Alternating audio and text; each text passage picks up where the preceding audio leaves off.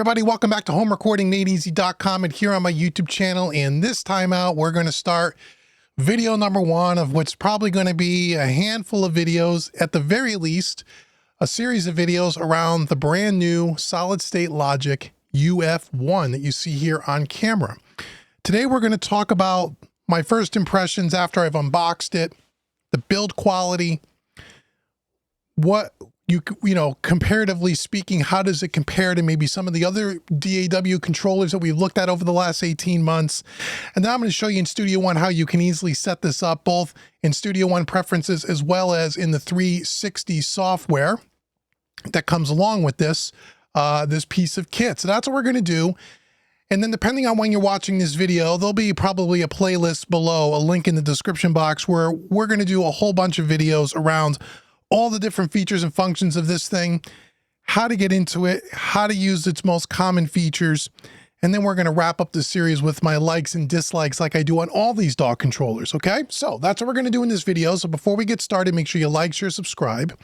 Also, if this is your first time here, go out to homerecordingmadeeasy.com. I want to give you a free mixing course.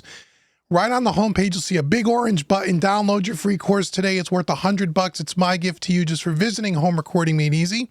And if you stick around to the end of the video, I'm going to give you something else for free. Okay, here we are. Now, first, I'll say right off the bat, a couple of things. One, sorry about the poor lighting. It's really difficult to get this thing to light up so you can see it all and then also see the display at the same time. So I apologize. It looks a lot better in person than this thing does probably on camera. That much I can tell you. Also, I want to thank my good friends at Sweetwater. They sent me this so I can do this series of videos for you. So they sent me this for free, but they don't pay me for the video. They don't get a chance to see what I say in the video before it goes live, blah, blah, blah. You know how it is here with Uncle Dave. I'm going to tell you what I like and dislike. There are things about this thing I don't like. We're going to get to it in the later videos, but there's a lot of things about it I do like. So it is a sponsored video in that I did get the gear for free, but no payment was made outside of that. So thank you, Sweetwater, very much, because without people like Sweetwater and Solid State Logic in this case, this review doesn't come to you guys because Uncle Dave doesn't go out and buy all this stuff with my own money because I can't afford it. So thank you so much, Sweetwater. I really do appreciate it. Okay. Let's talk about the obvious. Let's talk about the build quality. First and foremost, out of all the DAW controllers that we've done over the last 18 months, and we've done them all, you can check the archive. When we did the UF8 and the UC1 by Solid State Logic, I told you at that time, and they are probably the best build quality of any of these DAW controllers that I've seen. They're far better built. They look a lot more high-end. They feel a lot more rugged and professional. They also have a price tag that warrants that, comparative to the other ones that we've looked at, including PreSonus and Behringer and Icon, QCon, and Softtube and all of them. So from a build quality standpoint, the UF1 does not disappoint. This is built just like the rugged construction of the UC1 and the UF8. It is built like a tank. It is beautifully designed. It's probably, you know, the best in its class from that point of view. No question about that. However, I believe this thing costs at the time of this video, I think $700 US. So for a single channel fader port style with transport, this is probably the most expensive one on the market. But that's the way it is with the UF8 and the UC1 as well. But for that money, you are getting superior build quality. All the buttons are these nice kind of rubberized buttons that have a nice satisfied click when you click them. The fader is very smooth. It's a plastic fader cap, but it feels really good. All the other knobs here are plastic. And honestly, for this money, here's one of the things I don't like. These should be metal knobs, not plastic, but they feel really good. Even the channel select knob, again, it's plastic, but it feels good. The jog wheel is plastic, but it feels good and it's smooth and responsive. And we'll get to all the stuff, how it works with the DAW in another video. But it works really well. It feels really good. But again, it is all plastic. The body is made out of aluminum, which is really heavy duty. The thing weighs a ton compared to other ones in its class. The transport's got nice big buttons down here, and again, very satisfying with the way they click. Really, really well designed. And then we can't overlook the main thing about this thing that has everybody oohing and ahhing is this beautiful LCD screen. And it is beautiful, I will say. It looks really good. I'm telling you, it looks twice as good in person as it does on this camera shot. I can tell you that. It looks great. And there's a lot of functionality inside of this thing that warrants that high price tag as well. There's several different modes in this where we can look at scopes and metering and things like that. And again, we're going to get into all of that in future videos in this series. But I'll just tell you my first impressions when I took it out of the box. It's built like a tank. It's built really well. It's what I expected when you're paying top dollar for a single channel transport controller, although it does a lot more than that. Now, comparatively speaking, because I know everyone's going to ask me, especially all my Studio One users, about the fader port by PreSonus, the single channel fader port. I happen to have one right here. So I wanted to put this side by side to show you this, because one of the other things about this UF1, it's not necessarily that I don't like it, but it is a lot bigger physically than a single channel fader port. So if you're really, really short on real estate on your desk and you don't have a lot of room, that's something to consider. When you compare it to the single channel fader port, you can just look at it. If I line up the tops of each one of these units, this thing is a few inches longer, okay? It's wider for sure. If I just put the fader port over the center of this thing, right in the center, you can see how much taller, how much wider this thing is, okay? Now, the reason why it's also taller, top to bottom, is the UC1, like the UF8 and like the UC1, has the removable feet that you can angle this thing up or down, which I really like. That's really cool. The fader port doesn't have that. I always have to prop foam up underneath it to get it at the right angle. This thing is done really well. When you compare these two, and again, this is an unfair comparison because this PreSonus unit costs, I want to say, less than $200. I'd have to look it up on Sweetwater, but less than $200. This is $700. Okay, go check Sweetwater for current pricing. I'll link them in the description box below. And those are affiliate links, so thank you so much in advance. So this is literally 2.5 times the cost of this. Okay, there's a lot more functionality in this, but there's also a lot of functionality in this as well. If you check my archive and look up the fader port 16, where I did a whole series of videos on that, it's very similar to this single channel fader port as far as all the functionality. The build of the fader port is the same kind of build as this. It's a metal body. The faders feel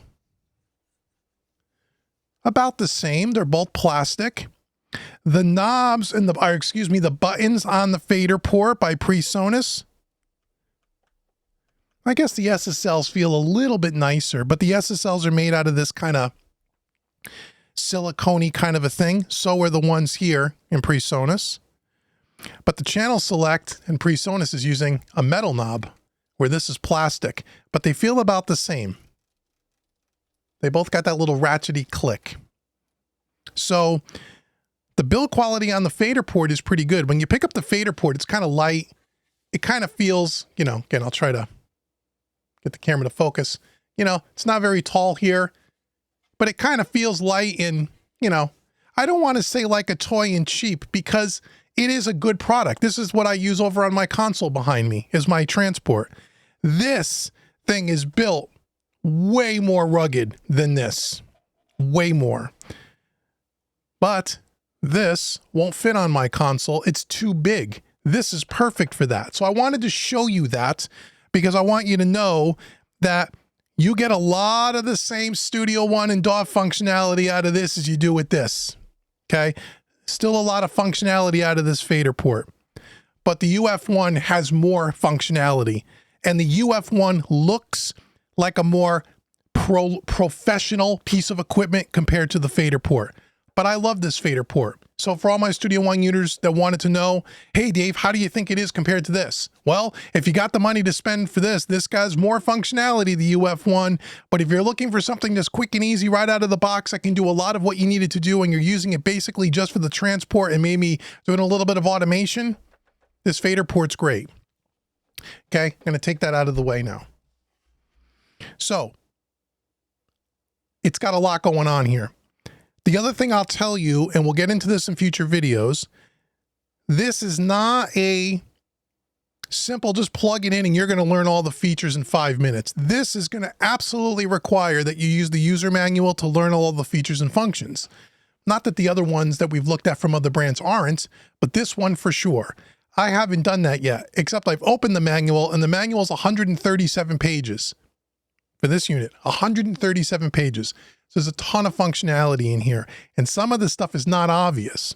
We're going to get into that in future videos. Okay.